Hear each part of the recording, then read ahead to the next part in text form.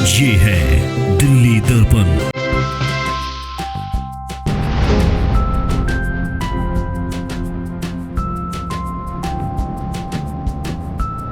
Police की नौकरी के अंदर तो मैं ये मानता हूँ कि ये हमारा काम भी है और हम लोग अवैधान देने का काम भी करते हैं और हमारा कर्तव्य भी है।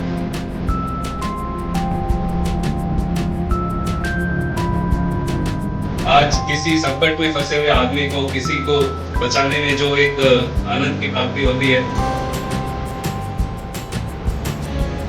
जैसे बहुत बार हम देखते हैं किडनैपिंग हो गई, लोग लगे रहते हैं, उनके पास कुछ नहीं, जब बच्चे को मिला देते हैं पेरेंट्स से, तब एक जो खुशी होती है पेरेंट्स के चेहरे पे जो होती है।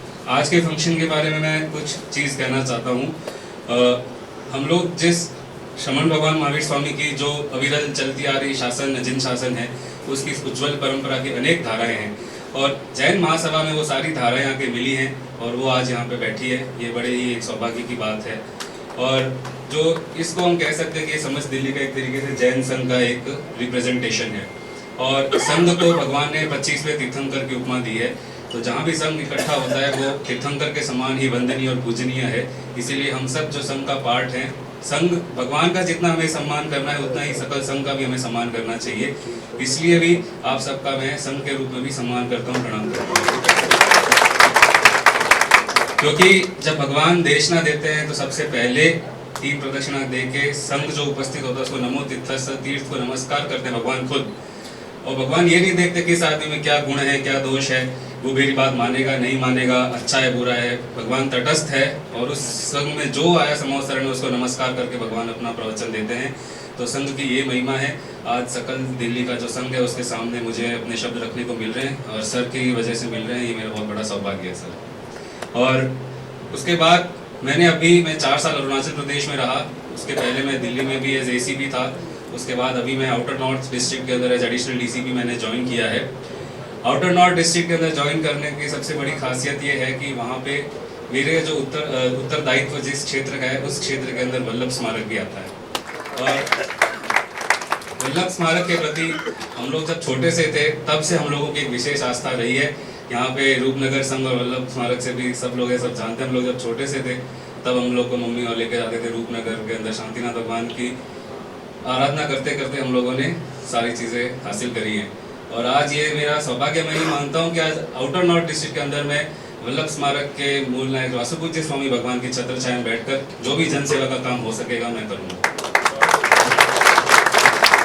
जो जैन महासभा का यहाँ पे जो गैदरिंग है या हम लोग जो भी JATF हो या कोई भी संस्था हो जिससे हम लोग जुड़ के समाज का कार्य तो कर ही रहे हैं। और कोविड में हमने ये भी देखा कि हम लोग सिर्फ जैन समाज के हित तक ही सीमित नहीं रहे। हमें जो भी व्यक्ति जिसको सहायता की आवश्यकता थी, जैन समाज ने आगे बढ़ के उसकी मदद करी है, उसकी सहायता करी है।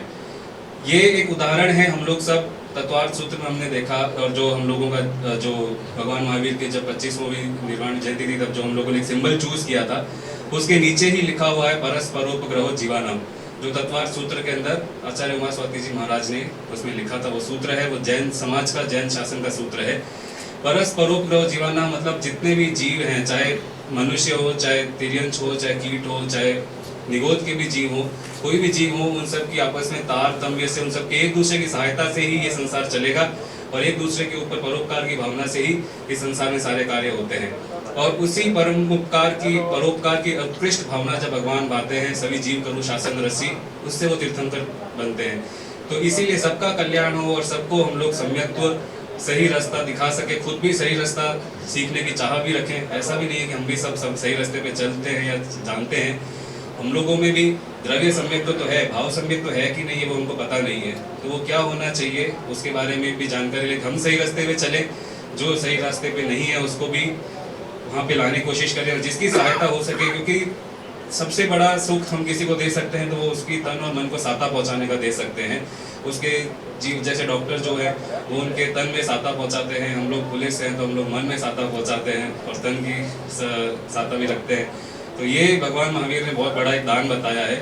सूर्यगणांग सूत्र के अंदर भगवान ने फरमाया है कि दानान श्रेष्ठम अभयभयाणम, सभी दानों में सर्वोत्कृष्ट दान कोई है तो अभय दान है।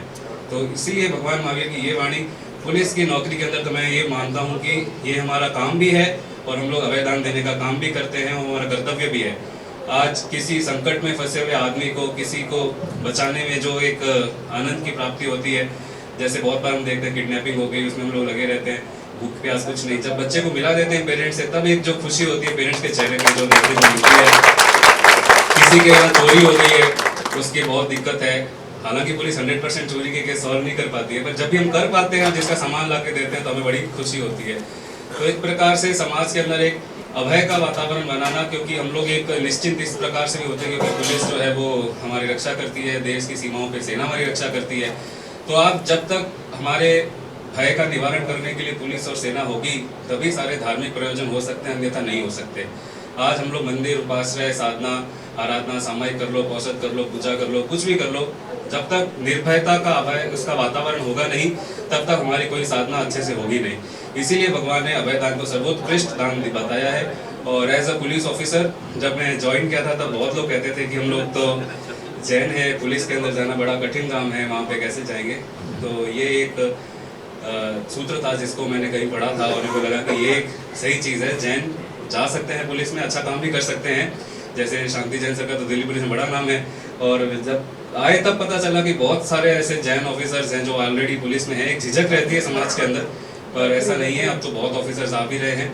और अब मैं दिल्ली पुलिस में हूँ, तो आप लोगों को कभी भी मेरी किसी भी सेवा की आवश्यकता हो तो मैं हमेशा आप लोगों की सेवा में उपस्थित भी रहूँगा, और जो बन सकेगा वो मैं आपकी काम आ सकूँ, मेरा सौभाग्य रहेगा। लेटेस्ट खबरों के लिए सब्सक्राइब करें हमारा YouTube चैनल या फिर लॉग ऑन करें www.delhidarpantv.com। खबरों की कवरेज और विज्ञापनों के लिए संपर्क करें इस नंबर पर।